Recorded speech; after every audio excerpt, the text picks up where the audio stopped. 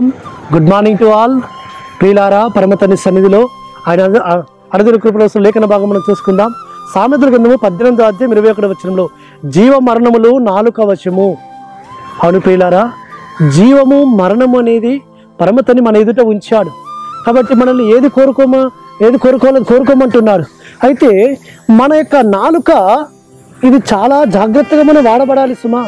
కాబట్టి ఈ నాలుకను మనము ఆయన నామ మహిమ కొరకు వాడబడితే అది మనం జీవాన్ని పొందుకుంటాం.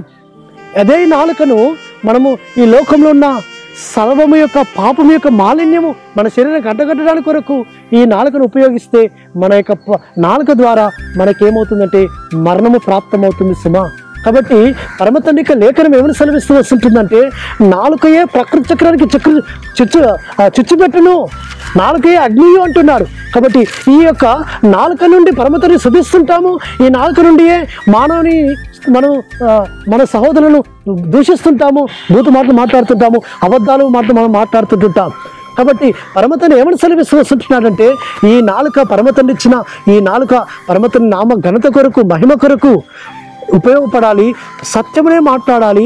ఈ నాలుక ద్వారా క్షేమకరమైన మంచి మాటలే మనం మాట్లాడాలి సుమా. ఆశీర్వాదకరమైన మాటలే మనం మాట్లాడాలి, ఆశీర్వచన మాటలే మనం మాట్లాడాలి. కాబట్టి ఈ నాలుక ద్వారానే పరమతండ్రిని మనం స్తుతిస్తుంటాము. ఈ నాలుక ద్వారానే మనుషుల్ని మనము అనేక రాలుగా దూషిస్తుంటాం. కాబట్టి ఈ యొక్క నాలుక ద్వారా రెండు చేయకూడదు సుమా, రెండు పనులు చేయకూడదు సుమా.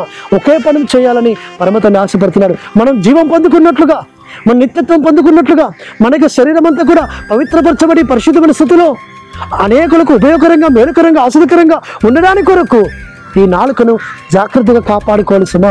ఎందుకంటే ఓడ ఎంత గొప్పదైనను చిన్న చుక్కాని చేత నావికుడు దాన్ని తిప్పుతూ ఉంటాడు సుమా.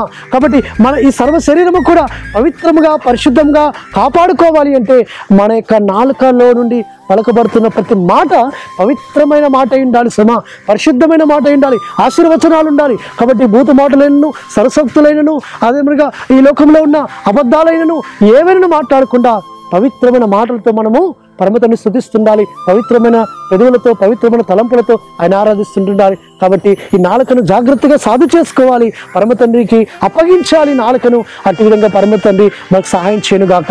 ప్రార్థన చేసుకుందాం. పరలోకమందున్న మా తండ్రి, సర్వోన్నతుడా, జీవ మరణములు నాలుక వశములో నాయన, ఈ నాలుకను మేము జాగ్రత్తగా కాపాడుకుంటూ మేము జీవాన్ని పొందుకుంటూ సహాయం చేయమని ప్రార్థిస్తూ మీకే ఘనత, మహిమ, ప్రభావములు చెల్లిస్తూ యెహోవా నామమున స్తుతించి ప్రార్థించి వేడుకుంటున్నాము తండ్రి.